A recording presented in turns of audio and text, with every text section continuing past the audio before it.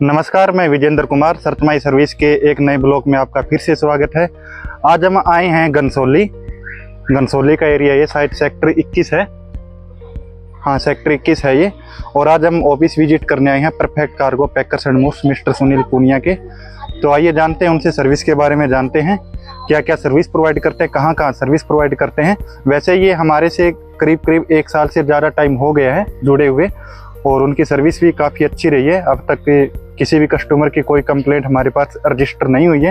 तो आइए बैठकर बात करते हैं क्या क्या सर्विस प्रोवाइड करते हैं और कहाँ कहाँ प्रोवाइड करते हैं। ये थोड़ा व्यू में दिखा देता हूँ आप लोगों को।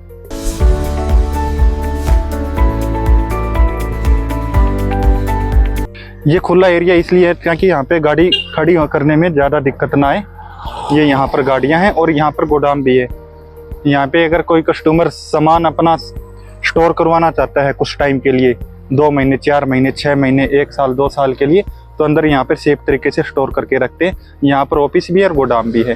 तो आइए अभी बैठकर बात करते हैं।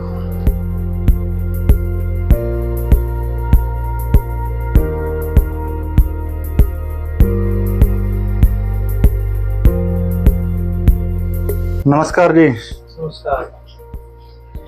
तो ये ऑफिस है, पूरा ऑफिस है। यहाँ पे ब्रांचेज लिखी हुई हैं। यहाँ पे कुछ सर्टिफिकेट्स है जहाँ जहाँ पे ऑलरेडी रजिस्टर्ड है।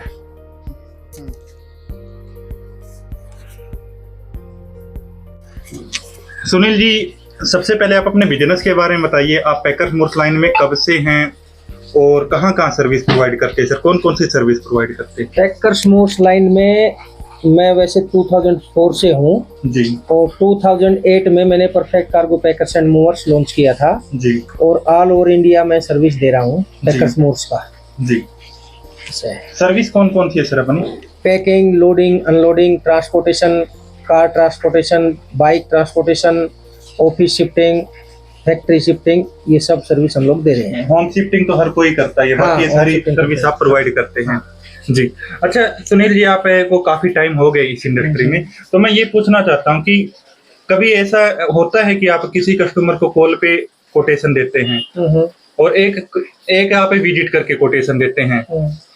विजिट करने के बाद में जब आप काम करने के लिए भेजते हैं और एक कॉल पर आप कोटेशन देके काम पर भेजते हैं, तो सामान में डिफरेंस मिलता है? कभी कभार मिलता है, क्या कि कस्टमर एक तो कार्टन बॉक्स नहीं बता सकता कि टोटल कितने कार्टून लगने वाले हैं उसमें। जी।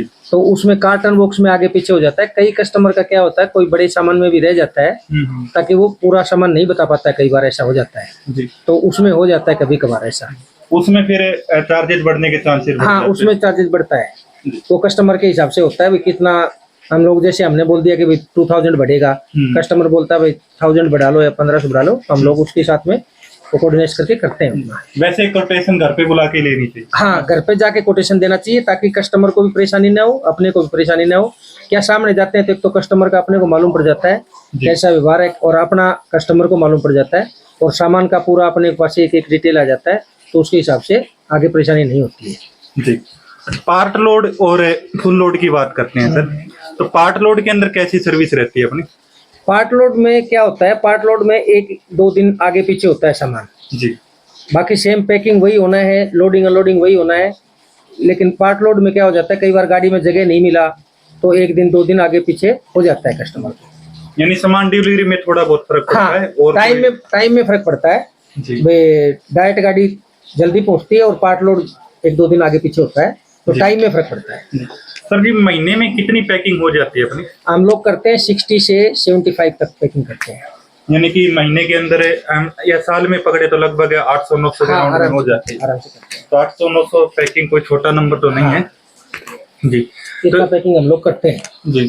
तो सबसे मैं ये पूछना चाहता हूँ जी, सबसे ज्यादा सामान डिलीवरी में मुंबई से कौन से ऐसा एरिया है इंडिया के अंदर जहाँ पे थोड़ा मुश्किल होता है? आसाम साइड में जो है ना, उधर थोड़ा प्रॉब्लम आता है क्योंकि उधर की गाड़ियां कम जाती हैं आसाम साइड में। जी। बाकी तो ये अपना साउथ हो गया, साउथ में कोई दिक्कत नहीं है, केरला में दिक्कत नहीं है, आंध्रा में दिक्कत नहीं है, नॉर्थ में भी दिक्कत नहीं है। लेकिन ये उधर आसाम साइड में जाता है, उधर थोड़ा सा गाड़ियां कम मिलती हैं, उधर थोड़ा प्रॉब्लम होता है। असम गुवाहाटी की बात करते हैं। हाँ। गुवाहाटी में यहाँ से टाटा एस का सामान पहुँचने में कितना टाइम लग जाता है जी? 10 दिन का टाइम हम कस्टमर से लेते हैं। 8 से 9 दिन में सामान पहुँचता है। और उसका चार्जेज क्या कुछ होते हैं? यदि टाटा एस का माल होगा तो हम लोग बुक करते हैं उसको 40 से 45 हजार रुपये तक जी और उसमें 5-6 हजार रुपये बचता है, खर्चा हो जाता है ज्यादा होता है जी। क्योंकि गाड़ियां कम होने की वजह से सामान थोड़ा महंगा निकलता है। सर जी आजकल पैकर मूर्स बाइक ट्रांसपोर्टेशन को अवॉइड करते जा रहे हैं, इसके ट्रांसपोर्टेशन पीछे का कारण क्या है जी? बाइक ट्रांसपोर्ट का क्या था, पहले गति में बाइक जाती थी जी और गति वाला सस्ते में लेके जाता था। अभी गति वाले ने रेट बढ़ा दिया है, 150 सीसी तक बाइक रहेगा तो उसका रेट रहेगा 10,000 रुपये उनका, तो इसलिए कस्टमर इतना पैसा देता नहीं है, इसके लिए बाइक कम उठाते हैं पैकर वाले। कस्टमर कितना से कितना देता है? कस्टमर को 6,000 रुपये बोलते हैं तो 6,000 रुपये ज्यादा दिखने लग जाता है, लेकिन कई कई कस्टमर होते हैं जो रेट को नहीं देखते हैं, काम को देखते हैं, सर्विस को देखते हैं। अगर कार ट्रांसपोर्टेशन की बात करें सर, तो अभी गुवाहाटी वाला ही पकड़ देते हैं, तो कार को गुवाहाटी पहुंचने में कितना टाइम लग जाता है? कार को गुवाहाटी पहुंचने में वैसे हम लोग टाइम देते हैं 25 से 1 महीने का, 25 दिन या 1 महीना, क्योंकि गुवाहाटी साइड का कंटेनर बहुत कम जाता है। कंटेनर कम जाने की वजह से हम लोग को पुणे कार भेजनी पड़ती है जी। और पुणे से लोड होती है गाड़ी जब वो गुवाहाटी जाती है, तो इसलिए टाइम लग जाता है उसमें। यहाँ से पहले यहाँ से पुणे भेजते हैं, पुणे से फिर गुवाहाटी जाती बाइक कैरियर जाती है, तो और बाई रोड भेजना होता है तो वो हम लोग सेम डे निकालते हैं, तो वो 5 से 6 दिन में डिलीवरी हो जाती है।